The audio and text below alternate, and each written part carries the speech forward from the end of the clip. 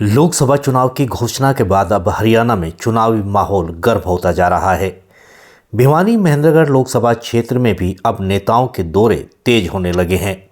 हालांकि अभी तक भाजपा ने अपने उम्मीदवार की घोषणा की है, जबकि कांग्रेस, जेजेपी और इनेलो पार्टी ने अभी तक अपने उम्मीदवारों की कोई घोषणा नहीं की है। लेकिन संभावित उम्मीदवार क्षेत्र में जाकर जनता की नब्ज जरूर टटोल रहे हैं। अगर हम संभावित उम्मीदवारों की बात करें तो जेजेपी पार्टी से संभावित उम्मीदवार के तौर पर पूर्व विधायक राव बहादुर सिंह का नाम सुर्खियों में है। राव बहादुर सिंह ने हाल ही में कांग्रेस को अलविदा कर जेजेपी का दामन थामा है। माना जा रहा है कि जेजेपी ने राव बहादुर सिंह को भिवानी महेंद्रगढ़ लोकसभा क्षेत्र से अपना उम्मीदवार लगभग तय कर दिया है। यही कारण है कि अब राव बहादुर सिंह भिवानी महेंद्रगढ़ लोकसभा क्षेत्र में पार्टी कार्यकर्ताओं की बैठक कर रहे हैं। इसी कड़ी में दादरी व भिवानी में राव बहादुर सिंह ने पार्टी कार्यकर्ताओं की बैठकों का आयोजन किया और पार्टी कार्यकर्ताओं को इस मौके पर संबोधित किया। पार्टी की ये बैठकें एक विशाल जनसभा में परिवर्तित हो गई।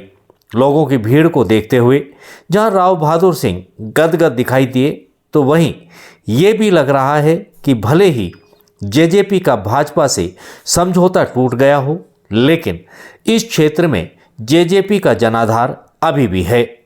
आइए सुनते हैं कि जेजेपी के संभावित लोकसभा उम्मीदवार राव बहादुर सिंह ने कांग्रेस, बीजेपी और अरविंद केजरीवाल को लेकर क्या बड़ी बात कही।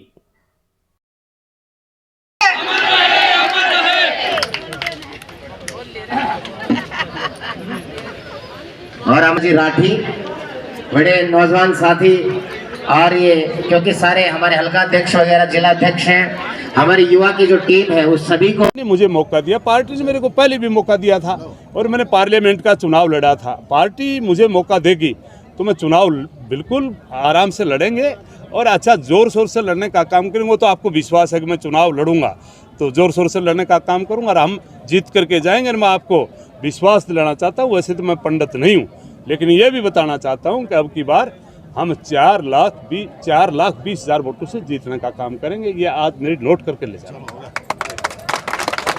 के नारे भी पहले से ही राव बहादुर के एमपी के लगने लगे कि एमपी कैसा हो तो राव बहादुर। वो एक अपनी लोगों की अपनी राय है, मैं उस बारे में कुछ नहीं कर सकता। लेकिन मैं वर्कर बन करके आया हूँ, एक चौकीदार बन के आया हूँ। पार्टी की जिस प्रकार से मेरे को आदेश देगी वही काम मैं करूँगा पार्टी के साथ में चल करके, क्योंकि उन्होंने मेरे को बहुत सम्मान दे रखा है और आगे भी टाइम आएगा और भी सम्मान देने का काम करेंगे। किस जो अभी हाल ही में जो ईडी के द्वारा केजरीवाल पर हमला किया गया और गिरफ्तार की, जो विपक्ष है वो बीजेपी के खिलाफ प्रदर्शन कर रहा है और बीजेपी भी कांग्रेस के खिलाफ और केजरीवाल के खिलाफ प्रदर्शन कर रही है। मैं इसकी घोर निंदा करता हूँ।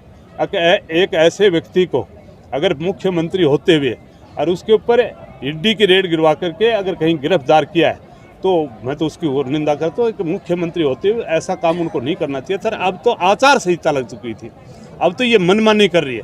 कल भी इन्होंने उड़ा रखी थी कि दुष्यंत चौटाला के खिलाफ भी ईडी बैठाएंगे, उस काम में ईडी दुष्यंत भी जाएगा। ये सारी बातें ये डरावा दे करके और दबाव की नीति बना करके बीजेपी चल रही है। आने वाले टाइम में जब 25 मई को चुनाव होंगे तो पता चल जाएगा। इसे हमारे हरियाणा प्रदेश की तो मैं खास करके मैं आपको गारंटी से बताना चाहता हूँ, बहुत इनको मुंह की खानी पड़ेगी। जब 10 जीत करके गए थे, मुश्किल से 1-2 जीता, बाकी हमारी जेजेपी पार्टी जीती। 400 पार का नारा दे रही है बीजेपी। मैं कहता हूँ 200 पार भी नहीं करेंगे। कांग्रेस की बात करें, कांग्रेस में फूट है, अब तक उम्मीदवारों के नाम भी घोषित नहीं किए गए, तो क्या लगता है कांग्रेस किस प्रकार की प्लानिंग कर रही है? नहीं, कांग्रेस तो नाम की तो कोई चीज़ रही नहीं। कांग्रेस नाम की तो कोई चीज़ रही नहीं। यूपी की बात करें, बिहार की बात करें, जहाँ भी जाते हैं वहाँ समझौता कर करके टिकट दे रहे हैं, वो तो है ही नहीं कहीं।